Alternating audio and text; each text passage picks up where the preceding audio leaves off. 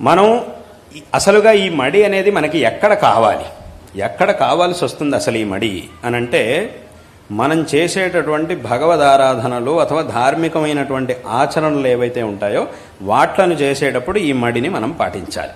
అసలుగా ఈ మడిని పాటించవలసింది అప్పుడు మాత్రం ఎందుకు పాటించాలి అనంటే, ఎంత స్వచ్ఛమైనటువంటి మనస్సుతో ఎంత స్వచ్ఛతతో మనం ఆరాధన చేస్తామో అది మనకి అంత ఫలితాన్ని ఇస్తుంది.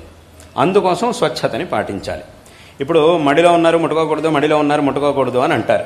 ఎందుకంటారు అలాగా? మడిలో ఉన్నప్పుడు ఎందుకు ముట్టుకోకూడదు? కొంతమంది అనుకోవచ్చు, నన్ను ముట్టుకున్నా పర్వాలేదు, నా మనస్సులో నేను చాలా స్వచ్ఛంగా ఉంటాను కాబట్టి ముట్టుకుంటే ఏమిటి అని కొంతమందికి అనిపిస్తూ ఉంటుంది. కాబట్టి ఈ మడి ముట్టుకోకూడదు, దూరంగా ఉండాలి, ఎందుకు ఇవన్నీ ఇలా అంటారు అని చాలామందికి అనిపిస్తుంటుంది. నా దగ్గరికి వచ్చినప్పుడు కూడా చాలామంది మేము ఎందుకు ముట్టుకోకూడదు, ముట్టుకోవచ్చు కదా అని చెప్పి కొంతమంది అడుగుతూ ఉంటారు.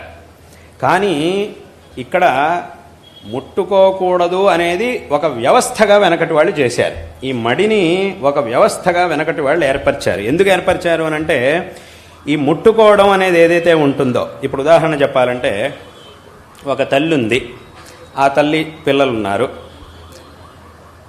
ఆ పిల్లల్ని మనం తల్లి ముందుకు తీసుకొచ్చి ఉంచాం. అప్పుడు ఆ తల్లి పిల్లల్ని ఎత్తుకోవడానికని వచ్చింది. అప్పుడు మనం ఏం చేసాం? ఆ తల్లి నుంచి పిల్లల్ని పక్కకి తీసుకెళ్ళిపోయి, వీళ్ళు నీ పిల్లలు కాబట్టి నువ్వు ముట్టుకోవడానికి వీల్లేదు, ఊరికే వాళ్ళని చూస్తూ ఉండు అని చెప్పామనుకో, అప్పుడు ఏమవుతుంది? నీ పిల్లలు సరే వీళ్ళు, కానీ వీళ్ళని నువ్వు ముట్టుకోవడానికి వీల్లేదు, ఎప్పుడైనా కూడా వాళ్ళని చూస్తూ ఉంటే చాలు, అంతే, ముట్టుకోవడానికి వీల్లేదు అని అన్నాం అనుకోండి, అప్పుడు ఏమవుతుంది? అది కుదరదు. అదేమిటి, ఎందుకు ముట్టుకోకూడదు? నా పిల్లలు కాబట్టి నేను వాళ్ళని ముట్టుకోవాల్సిందే అని అంటుంది. సరే పర్వాలేదులే, నా పిల్లలైతే ముట్టుకోకపోయినా పర్వాలేదు, నా కళ్ళ ముందుంటే చాలు అని ఏ తల్లి అనదు. అదేమిటి, నా పిల్లలు నేనెందుకు ముట్టుకోకూడదు, వాళ్ళని ముట్టుకోవాలి, వాళ్ళని ఎత్తుకోవాలి, ఆడించాలి, అన్నీ చెయ్యాలి అని అంటుందే తప్ప తల్లి నేను వీళ్ళని ఎందుకు, సరే అలాగా ముట్టుకోకూడదా, అయితే పర్వాలేదు లేండి, వాళ్ళ కంటి ముందుంటే చాలు, నేను ముట్టుకోకపోయినా పర్వాలేదు అని మాత్రం ఎప్పుడు అనదు తల్లి. ఎందుకు అనంటే, ఏదైనా ఒక వస్తువుని మనం తలుచుకున్నప్పుడు మన మనస్సులో ఒక భావన కలుగుతుంది. దాన్ని ముందు చూసినప్పుడు ఆ భావన ఇంకొక రకంగా అవుతుంది. దాన్ని దగ్గరికి వెళ్ళినప్పుడు ఆ భావన ఇంకోలా ఉంటుంది. దాన్ని ముట్టుకున్నప్పుడు ఇంకోలా ఉంటుంది. దాన్ని మన చేతిలోకి తీసుకున్నప్పుడు ఇంకోలా ఉంటుంది. ఇలా ఒక్కొక్క పనితోనూ అది పెరుగుతూ ఉంటుంది. మన మనస్సులో భావన ఇంకా ఇంకా ఇంకా ఇంకా పెరుగుతూ ఉంటుంది. తలుచుకున్నప్పుడు ఉన్నటువంటి భావన కంటే చూసినప్పుడు ఇంకా ఆ భావన ఇంకా ఎక్కువ అవుతుంది. దగ్గరికి వెళ్తున్న కొద్దీ అది ఇంకా ఎక్కువ అవుతుంది. ముట్టుకున్న కొద్దీ అది ఇంకా ఎక్కువ అవుతుంది. అదేవిధంగా ఇంకా దాన్ని ముట్టుకున్నప్పుడు, దాన్ని తీసుకున్నప్పుడు, దాన్ని అనుభవించినప్పుడు ఆ మనస్సులో ఆనందం అదంతా కూడా ఇంకా ఇంకా పెరుగుతూ ఉంటుంది. దుఃఖం కూడా అంతే. ఇది ఆనందమైనా దుఃఖమైనా రెండు ఉంది. మనకి ఇష్టం లేని వస్తువుని ఒకసారి తలుచుకుంటే మనసులో ఒక రకంగా వికారంగా ఉంటుంది.